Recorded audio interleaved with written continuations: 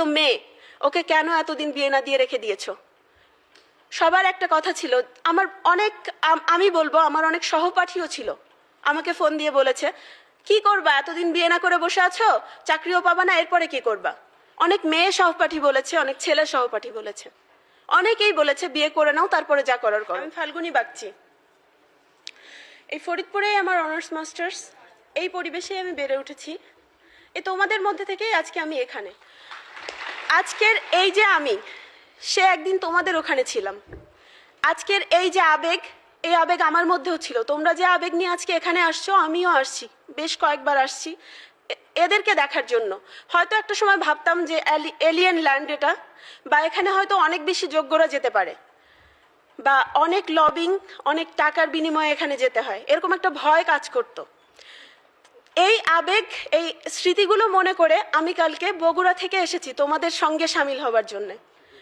আমি কাল সকাল 7:10 আমার বাসা থেকে বের হই, বগুড়া জেলা অফিসে আমার একটা মিটিং ছিল। আমি স্যারকে গিয়ে বিষয়টা জানাই বিস্তারিত। একদম স্যার যখন অফিসে ঢুকলো 9:05 আগে, তখনই আমি স্যারের সঙ্গে দেখা করেছি। আমার মিটিং, আমি পুরোটা সময় আমি মিটিংয়ে দিতে পারিনি, বিস্তারিত স্যারকে জানানোর পর 1 ঘন্টা 20 মিনিট স্যারের সঙ্গে বা আমার অন্যান্য কলিগদের সঙ্গে ছিলাম। এরপর আমি চলে আসি, আর আমি আমার বাসায় এসে পৌঁছেছি রাত 9:30। সকাল 10:30টার বাসে উঠে আমি আমার বাসায় এসে পৌঁছেছি রাত 9:30। আমার সঙ্গে ছিল আমার 70 বছরের শ্বশুর। সে আমাকে আমার এই চাকরি, আমি একজন মেয়ে হিসাবে যে চাকরি করছি বা আমার পরিবার থেকে দূরে আছি, সে আমার পাশে আমার বাবা হিসাবে আছে, বটবৃক্ষের ছায়া হিসাবে আছে বলতে গেলে। তো তার ওইখানকার আবহাওয়া সে মানাতে পারছে না, জ্বর এসে গেছে। আমি ওরকম একজন ব্যক্তিকে নিয়ে কালকে এই লং জার্নি করে এসেছি।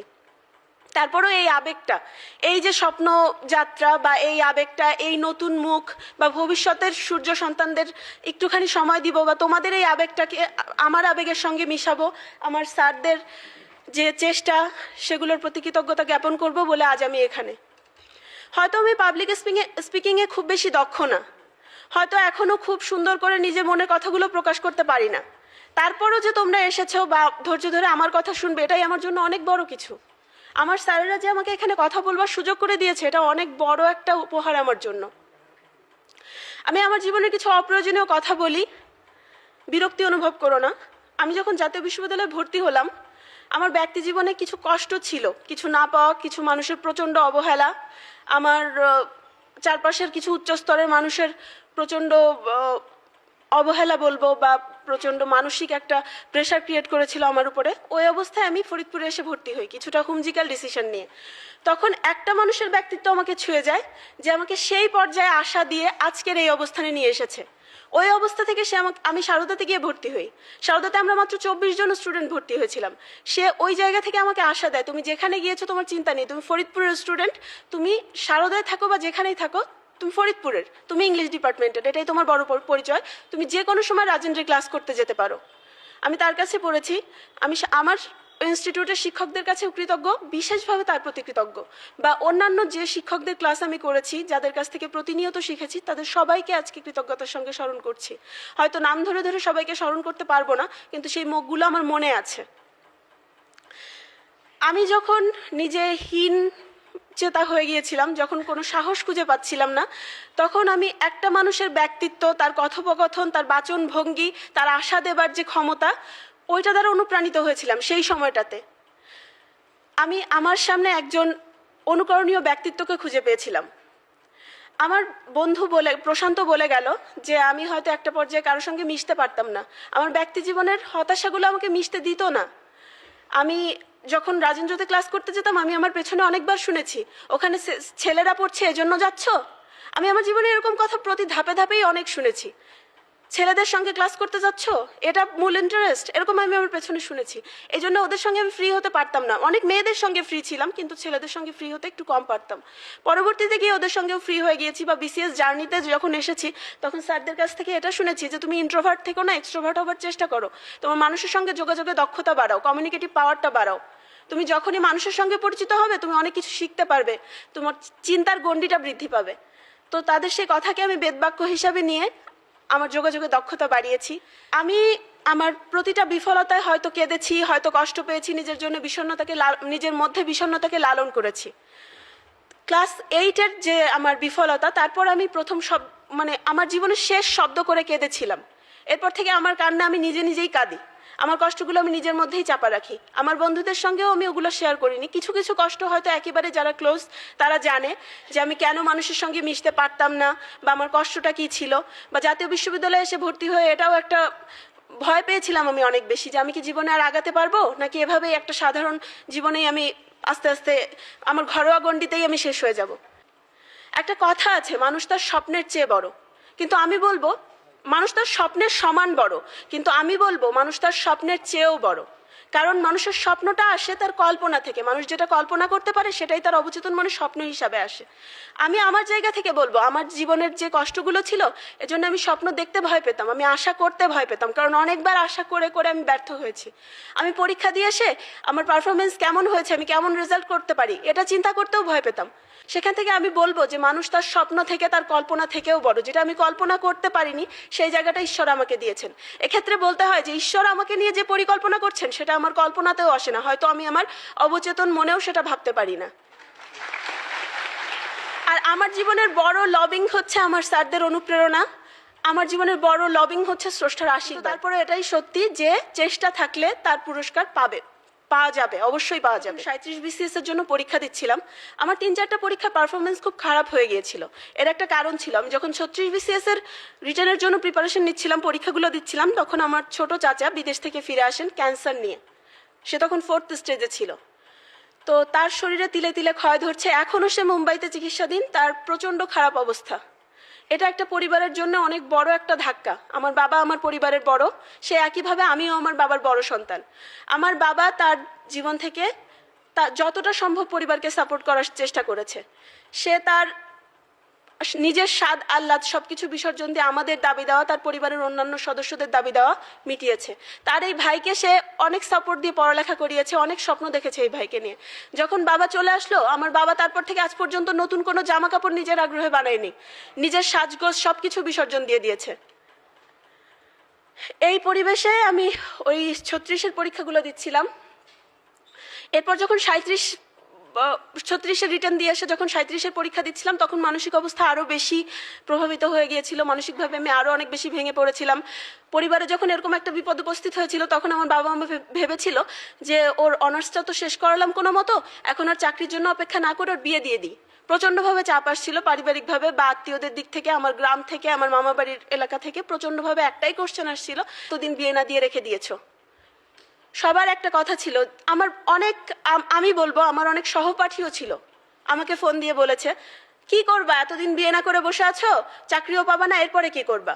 অনেক মেয়ে সহপাঠী বলেছে, অনেক ছেলে সহপাঠী বলেছে, অনেকেই বলেছে বিয়ে করে নাও, তারপরে যা করার করো। অনেক ছেলে আমাকে বলেছে যে এরপর জীবনের কোনো অর্থ খুঁজে পাবা না, চাকরিও পাবা না, এটা আসলে বৃথা জার্নি করছো, পাবা না। আমি যখন বলেছি না আমি আমার চেষ্টা করি, ওদেরকে অনেককে আমি অনুপ্রাণিত করার চেষ্টা করেছি, আসো আমার জার্নিতে সামিল হও, এই চেষ্টাটা আমরা সবাই মিলে করি। এই জিনিসটা আমি কার কাছ থেকে শিখেছি, এই যে সবাইকে ডেকে আনা, এটা আমি শিখেছি আমার অন্তরা দিদির কাছ থেকে।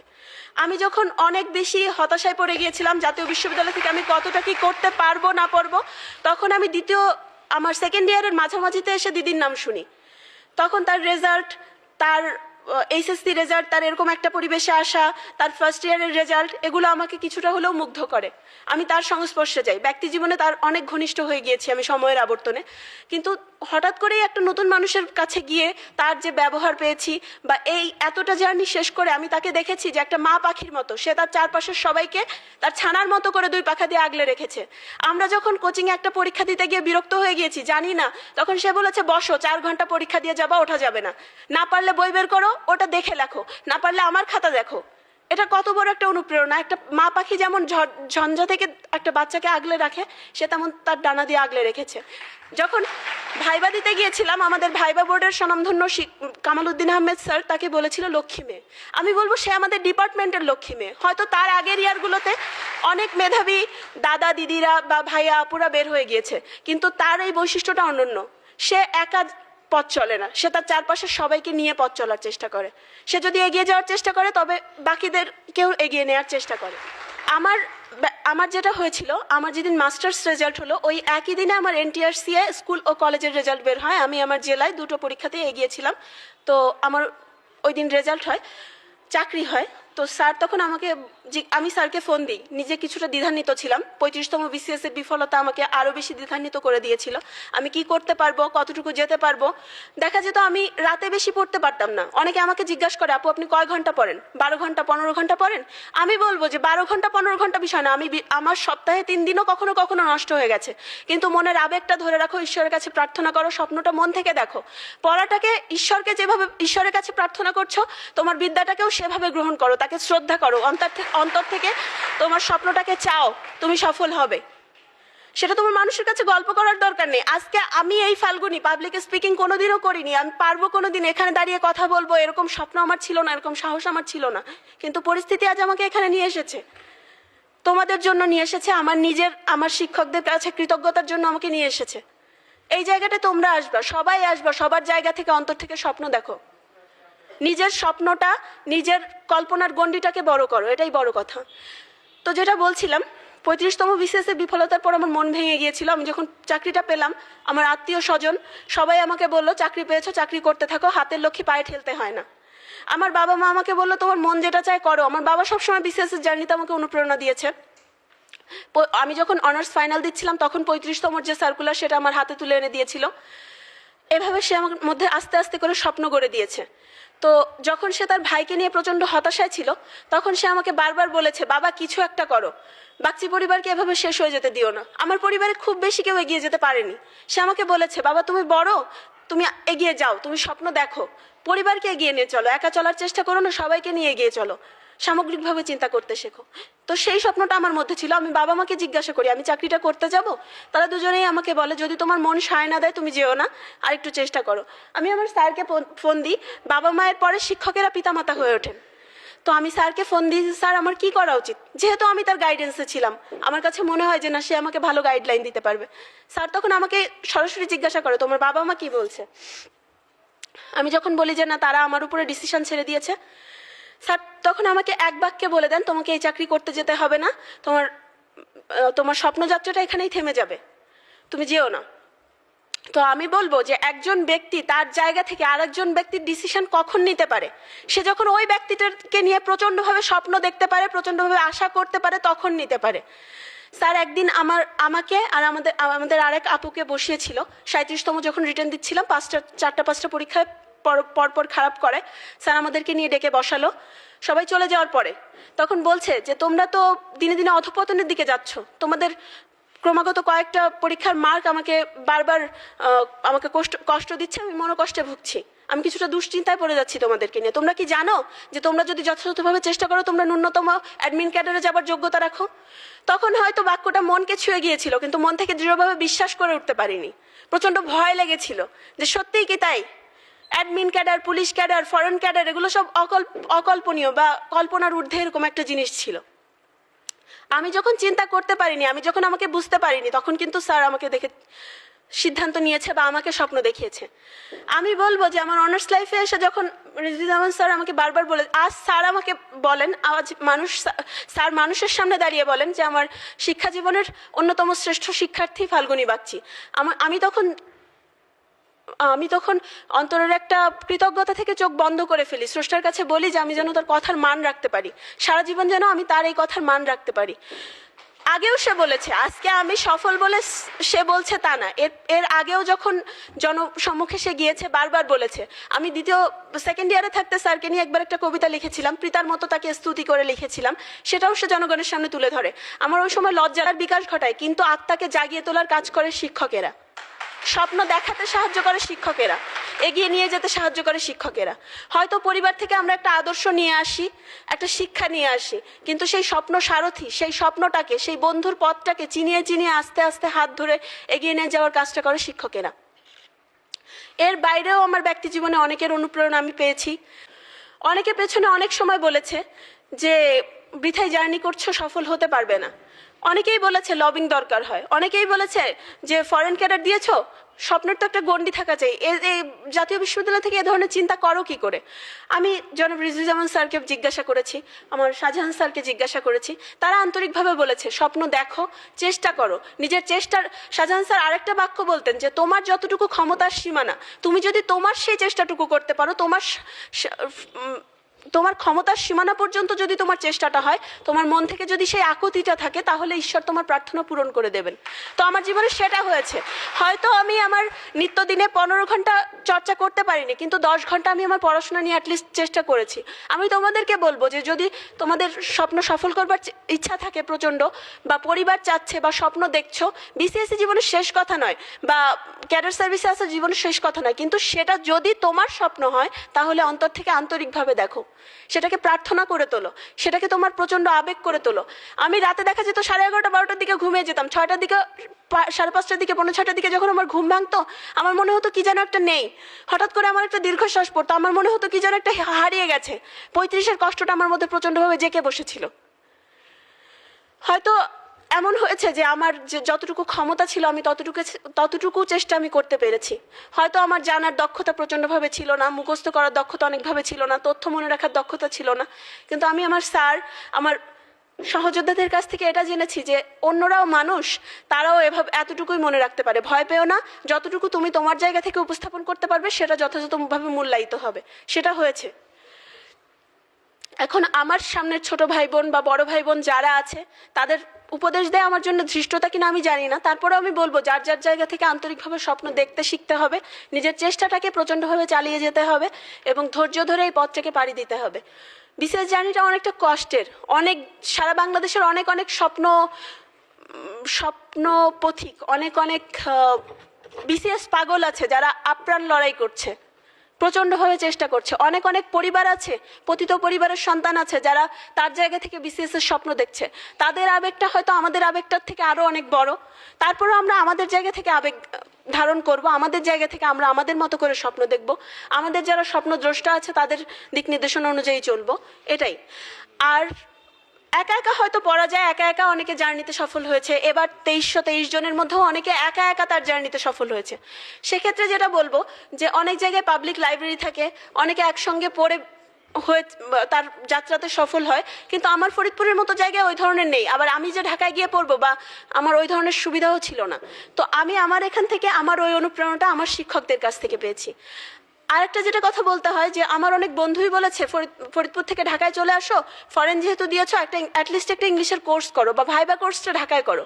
আমি বলবো যে না, আমি আমার বাড়ি থেকে ঠান্ডা মস্তিষ্কে আমার একাডেমিতে গিয়েছি, আমার স্যার আমাকে নিয়ে বসে আলোচনা করেছেন, আমার সহযোদ্ধাদের নিয়ে বসে আলোচনা করেছেন, আমরা পারস্পরিক মত বিনিময় করেছি। আমার অন্তরা দিদি বলেছে বাসায় বসে পড়া হবে না, এখানে এসো, আমরা কিছু আলোচনা ভিত্তিক প্রশ্ন রেডি করি। আমার ভাইবাটা হয়েছে সম্পূর্ণ আলোচনা ভিত্তিক। তো আমি বলবো যে দিদি যদি ওই আলোচনা বা চিন্তা করার দক্ষতাটা বাড়িয়ে না দিত, তাহলে ওই স্বল্প সময়ের মধ্যে ওই আলোচনার দক্ষতাটা বাড়তো না।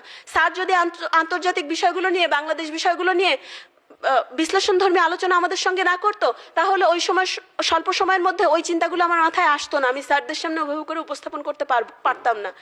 হয়তো আমরা বড় অনেক বেশি স্বনামধন্য বিশেষ ক্যাডারদের সংস্পর্শে ছিলাম না, সচিবদের ক্লাস করিনি, কিন্তু আমরা আমাদের ছোট গণ্ডিতে যতটুকু পেয়েছি আন্তরিকভাবে পেয়েছি, আমরা পরিবারের পরিবেশ পেয়েছি।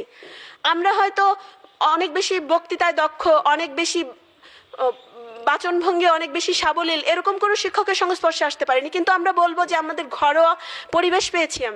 আমরা যে মানুষগুলোর কাছে এসেছি তারা আমাদেরকে স্বপ্ন দেখিয়েছে, তারা আমাদেরকে নিয়ে কল্পনা করেছে, তারা আমাদেরকে নিয়ে অনেক বেশি কনফিডেন্ট ছিল, তাই আজকে আমরা এখানে। তো নিজে জার্নি হয়তো করা যায়, তারপরে একটা কোথাও আসতে হয়। অ্যাটলিস্ট সেখানে আসলে কিছু ছেলে মেয়ে, কিছু স্বপ্নালু ছেলে মেয়ে, কিছু স্বপ্ন দেখছে এমন মানুষ, কিছু আমার সহযোদ্ধা, কিছু মানুষের না জানা গল্প, প্রচণ্ড কষ্ট জানা যায়। যেমন আমি আমাদের প্রশান্তর থেকে আজও অনুপ্রেরণা নিই। আমি আজকে আমার বাবা মার থেকে, আমার পরিবার থেকে, আমার স্বামীর থেকে অনেক দূরে আছি, বগুড়াতে আছি। আমি ওকে দেখে শিখি যে না, একটা মানুষ তার এই জায়গা থেকেও প্রচণ্ডভাবে চেষ্টা করে যাচ্ছে। ও আমাকে বলতো যখন ফোন দিতাম যে কি পড়ছো, আমি যেমন আমার ছোট ভাই বোনদের কাছ থেকেও শেখার চেষ্টা করেছি। আমি আমার ইন্টারের ভাইকে বসিয়ে দিয়েও অঙ্ক শিখেছি, বা ছোট যারা ছিল ওদের কাছ থেকে জিজ্ঞাসা করেছি কি পড়ছো, আমার বন্ধুদের কাছ থেকে জিজ্ঞাসা করেছি কি পড়ছো, অন্তরা দিদিকে ফোন দিয়ে বলেছি স্যার দিদি কি পড়ছেন। সেই জিনিসটা পড়লে হয়তো একটু আগাতে পারবো, ওদের সাথে একটা প্রতিযোগিতা থাকবে। তো কোচিং ওইটাই, স্যারদের দিক নির্দেশনা, কিছু সহযোদ্ধার অনুপ্রেরণা, কিছু না জানা গল্প, কিছু কষ্টের গল্প, কিছু প্রচণ্ড স্বপ্নালু মানুষের গল্প, এগুলোই। এজন্যই হয়তো কোনো একটা কোচিংয়ে আসতে হয় বা স্বপ্ন দেখতে হয়, আরও কিছু স্বপ্নালু মানুষের সংস্পর্শে এসে প্রচণ্ডভাবে স্বপ্নটাকে আঁকড়ে ধরতে হয়, এই আর কি। আর আমার জীবনে শুধুমাত্র একটা সাফল্য অর্জিত হয়েছে, এখনো অনেকটা বড় একটা পথ চলা বাকি আছে, সম্পূর্ণ জীবন চলতে হবে। হয়তো এই স্বপ্ন, এই আশা, এই আকাঙ্ক্ষাকে লালন করে এগোতে হবে। এক্ষেত্রে আমি বলবো সবার আশীর্বাদ আমার জন্যে রাখবেন, সবাই আমার জন্য প্রার্থনা করবেন, সবার প্রার্থনা একটা বার হলেও যেন আমি আসি।